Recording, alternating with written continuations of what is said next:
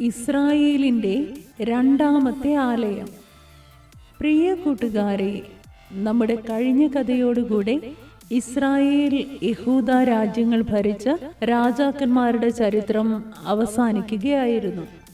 ദൈവം അബ്രഹാമിനോട് ചെയ്ത വാഗ്ദത്തം നിവർത്തിച്ച് ഇസ്രായേലിന് കനാൻ ദേശം അവകാശമായി നൽകിയെങ്കിലും ദൈവകൽപ്പനയിൽ നിലനിന്ന് അത് കാത്തു സൂക്ഷിക്കുവാൻ അവർക്ക് കഴിഞ്ഞില്ല. അവർ സത്യദൈവത്തെ ഈ ലോകത്തിന് വെളിപ്പെടുത്തുന്നതിന് പകരം ചുറ്റുമുള്ള ജാതികളുടെ ആചാരങ്ങളും മര്യാദകളും അനുസരിച്ച് സ്വന്തം ദൈവത്തെ വിട്ടുമാറി മനുഷ്യന്റെ കൈപ്പണിയായ വിഗ്രഹങ്ങളിലേക്കും ജാതികളുടെ മ്ലേച്ഛതകൾക്കൊത്തവണ്ണവും ജീവിച്ചു. ഇത് നിമിത്തം ദൈവവും അവരെ കൈവിട്ടു. ദൈവം അവരെ ശത്രുക്കളുടെ കയ്യിൽ ഏൽപ്പിച്ചു. ശലോമോനു ശേഷം രണ്ടായി വിഭജിക്കപ്പെട്ട ഇസ്രായേലിന്റെ 10 ഗോത്രങ്ങളടങ്ങിയ വടക്ക് ഭാഗം ഉൾപ്പെട്ട ഇസ്രായേൽ 200 വർഷത്തെ രാജഭരണത്തിനൊടുവിൽ അശൂരിലേക്ക് പ്രവാസത്തിലേക്ക് പോകേണ്ടി വന്നു. ഇത് കണ്ടിട്ടും മനം തിരിയാതിരുന്ന യഹൂദയെ പിന്നെ ഒരു 136 വർഷങ്ങൾ കൂടി കഴിഞ്ഞപ്പോൾ അന്ന് അശൂരിനെ കീഴടക്കി പ്രബല ശക്തിയായി തീർന്ന ബാബേൽ രാജാവായ നെബൂഖദ്നേസർ പ്രവാസത്തിലേക്ക് കൊണ്ടുപോയി. യഹൂദയുടെ പ്രവാസം 70 വർഷത്തേക്കാണെന്ന് പ്രവാചകനായ യിരെമ്യാവ് പ്രവചിച്ചിരുന്നു. ആ കാലത്ത് ജീവിച്ചിരുന്ന 2 പ്രവാചകന്മാരാണ് ദാനിയേലും യെഹെസ്കേലും. അവരുടെ കഥകൾ ബൈബിളിലെ 26, 27 പുസ്തകങ്ങളിലാണ് വിവരിച്ചിട്ടുള്ളത്. എന്നാൽ നമ്മളിപ്പോൾ ബൈബിളിലെ തന്നെ ഓർഡർ അനുസരിച്ച് 15ാമത്തെ പുസ്തകമായ എസ്രയിലേക്കാണ് കിടക്കുന്നത്. യഹൂദയുടെ പ്രവാസത്തിന്റെ 70 വർഷങ്ങൾക്കുള്ളിൽ ബാബേൽ രാജ്യത്തെ പാഴ്സി രാജാവ് കീഴടക്കി അധികാരത്തിൽ വന്നു.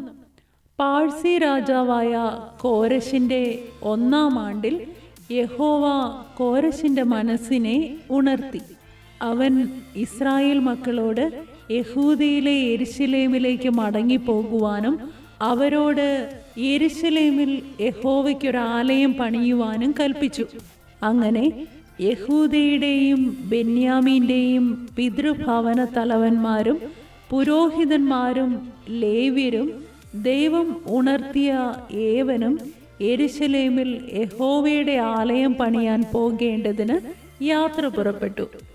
രാജാവിന്റെ കൽപ്പന അനുസരിച്ച് അവരുടെ ചുറ്റും പാർത്തിരുന്നവർ അവർക്ക് പല ഔദാര്യദാനങ്ങളും നൽകി.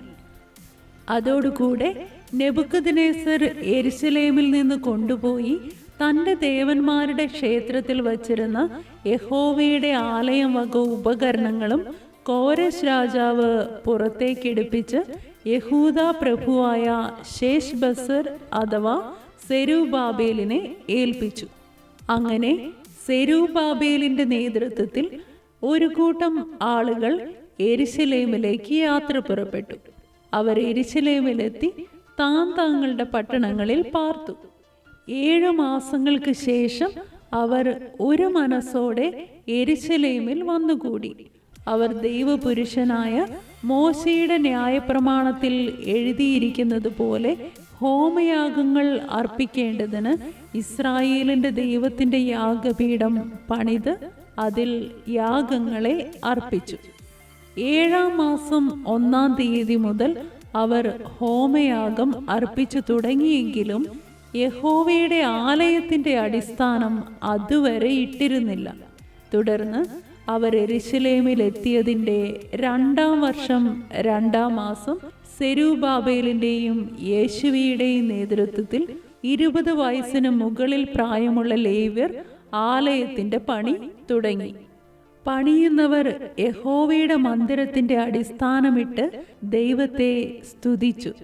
എന്നാൽ പുരോഹിതന്മാരിലും ലേവ്യരിലും പിതൃഭവന തലവന്മാരിലും മുമ്പിലത്തെ ആലയം കണ്ടിട്ടുള്ള വയോധികന്മാരായ ആളുകൾ ഈ ആലയത്തിന്റെ അടിസ്ഥാനം ഇട്ട് കണ്ടപ്പോൾ ഉറക്കെ കരഞ്ഞു. മറ്റു പലരും സന്തോഷത്തോടെ ഉച്ചത്തിൽ ആർത്തു. തിരിച്ചു വന്ന പ്രവാസികൾ ഇസ്രായേലിന്റെ ദൈവമായ യഹോവയ്ക്ക് മന്ദിരം പണിയുന്നു എന്ന് യഹൂദയുടെയും ബെന്യാമിന്റെയും വൈരികൾ കേട്ടപ്പോൾ അവർ അവരുടെ അടുക്കൽ ചെന്ന് യഹോവയുടെ മന്ദിരം പണിയാൻ തങ്ങളെയും കൂടെ കൂട്ടുവാൻ പറഞ്ഞു. എന്നാൽ ഇസ്രായേൽ മക്കൾ അത് അനുവദിച്ചില്ല. ഈ ആളുകൾ പണ്ട് അശൂർ രാജാവ് ഇസ്രായേലിനെ അശൂരിലേക്ക് കൊണ്ടുപോയപ്പോൾ അവർക്ക് പകരം തൻ്റെ ദേശത്ത് നിന്ന് ഇവിടെ കൊണ്ടുവന്ന് താമസിപ്പിച്ചവരാണ്. അവർ ഈ ദേശത്തെത്തിയപ്പോൾ ഇസ്രായേലിന്റെ ദൈവത്തിന് എങ്ങനെയാണ് യാഗം കഴിക്കേണ്ടതെന്നൊക്കെ പഠിച്ചെടുത്തിരുന്നു. ഇവർ ഇസ്രായേൽ ജനത്തിന് ധൈര്യക്ഷയം വരുത്തി ആലയം പണിയാതിരിക്കേണ്ടതിന് അവരെ പേടിപ്പിച്ചു. ഈ ആളുകൾ പാർസി രാജാവായ അഹശ്വരോസിന്റെ കാലത്തും അർത്ഥശഷ്ടാവിന്റെ കാലത്തും ഇസ്രായേൽ മക്കൾക്കെതിരെ അന്യായപത്രം എഴുതി രാജാക്കന്മാർക്ക് അയച്ചു. തുടർന്ന് അർത്ഥശഷ്ടാവിന്റെ കാലത്ത് മറ്റൊരു കൽപ്പന എഴുതി അയക്കുന്നത് വരെ പട്ടണം പണിയുന്നത് നിർത്തിവെക്കുവാൻ രാജാവ് ഉത്തരവിട്ടു. അങ്ങനെ യെരുശലേമിലെ ദൈവാലയത്തിന്റെ പണി ഏകദേശം 15 വർഷത്തോളം മുടങ്ങിക്കിടന്നു. എന്നാൽ ഈ കാലത്ത് ദൈവം ഹാഗായി, സെഖര്യാവ് എന്നീ പ്രവാചകന്മാരെ എഴുന്നേൽപ്പിച്ചു. അവർ ഇസ്രായേലിന്റെ ദൈവത്തിന്റെ നാമത്തിൽ പ്രവചിച്ചു. അതിനെ തുടർന്ന് സെരുബാബേലും യേശുവയും എഴുന്നേറ്റ് ദൈവാലയം പണിയാൻ തുടങ്ങി. ദൈവത്തിന്റെ പ്രവാചകന്മാർ അവരോട് കൂടെ ഇരുന്ന് അവരെ സഹായിച്ചു. അത് കണ്ട പഴയ വൈരികൾ വീണ്ടും പ്രശ്നവുമായി വന്നു. അവർ അന്നത്തെ പാഴ്സി രാജാവായ ദാര്യാവേശിന്റെ അടുത്ത് പ്രശ്നം അവതരിപ്പിച്ചു. എന്നാൽ ദൈവം യഹൂദന്മാരുടെ മൂപ്പന്മാരെ കടാക്ഷിച്ചിരുന്നത് കൊണ്ട് ദാര്യാവേശിന്റെ മറുപടി വരുന്നതുവരെ അവർ അവരുടെ പണി മുടക്കിയില്ല. തുടർന്ന് ദാര്യാവേശിന്റെ കൽപ്പന പ്രകാരം അവർ ബാബേലിലെ രേഖാശാലയിൽ അന്വേഷണം നടത്തി. അവർ പണ്ട് കോരശ് രാജാവ് കൊടുത്ത കൽപ്പനയുടെ ചുരുൾ കണ്ടെത്തി. ആ കൽപ്പനയുടെ അടിസ്ഥാനത്തിൽ ദാര്യാവേശ് ദൈവാലയം പണിയാനുള്ള അനുവാദം ഇസ്രായേൽ മക്കൾക്ക് നൽകി. പരാതിക്കാരോട് ദൈവാലയത്തിന്റെ പണിയിൽ ഇടപെടരുതെന്നും കൽപ്പിച്ചു. അവർ രാജകൽപ്പന അനുസരിച്ചു. അങ്ങനെ യഹൂദയുടെ മൂപ്പന്മാർ പണിതു. ഹാഗായി പ്രവാചകനും ഇദ്ദോവിന്റെ മകനായ സെഖര്യാവും പ്രവചിച്ചിരുന്നതിനാൽ അവർക്ക് കാര്യം സാധിച്ചും വന്നു. അങ്ങനെ ദാര്യാവേശ് രാജാവിന്റെ വാഴ്ചയുടെ 6-ാം ആണ്ടിൽ ആദാർ മാസം 3-ാം തീയതി ആലയം പണിതു തീർത്ത് ദൈവാലയം പ്രതിഷ്ഠിച്ചു. ലേവ്യരും പുരോഹിതന്മാരും ഇസ്രായേൽ മക്കളുടെ ഗോത്രസംഖ്യയ്ക്ക് ഒത്തവണ്ണം എല്ലാ ഇസ്രായേലിനും വേണ്ടി പാപയാഗവും കഴിച്ചു. ഇങ്ങനെ ദൈവാലയത്തിന്റെ കാര്യങ്ങൾ ക്രമത്തിലാക്കി അവർ പെസഹയും ആചരിച്ചു. സെരുബാബേലിന്റെ നേതൃത്വത്തിൽ ഇസ്രായേലിലേക്ക് തിരിച്ചു വന്നത് വെറും 50,000-നോടടുത്ത ആളുകൾ മാത്രമായിരുന്നു. അവർ ഇസ്രായേലിലേക്ക് മടങ്ങി വന്നെങ്കിലും പാഴ്സി രാജാക്കന്മാരുടെ ഭരണത്തിന് കീഴിൽ തന്നെ ആയിരുന്നു. വർഷങ്ങൾ മുമ്പോട്ട് പോയപ്പോൾ പാഴ്സി രാജ്യത്തിൽ വീണ്ടും ഒരു അർത്ഥശഷ്ടാവ് അധികാരത്തിൽ വന്നു.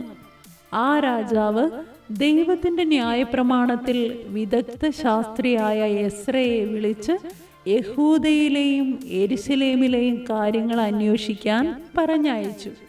എസ്രയുടെ വരവും തുടർന്നുണ്ടായ കാര്യങ്ങളും അടുത്ത കഥയിൽ നമുക്ക് നോക്കാം. ദൈവം അനുഗ്രഹിക്കട്ടെ.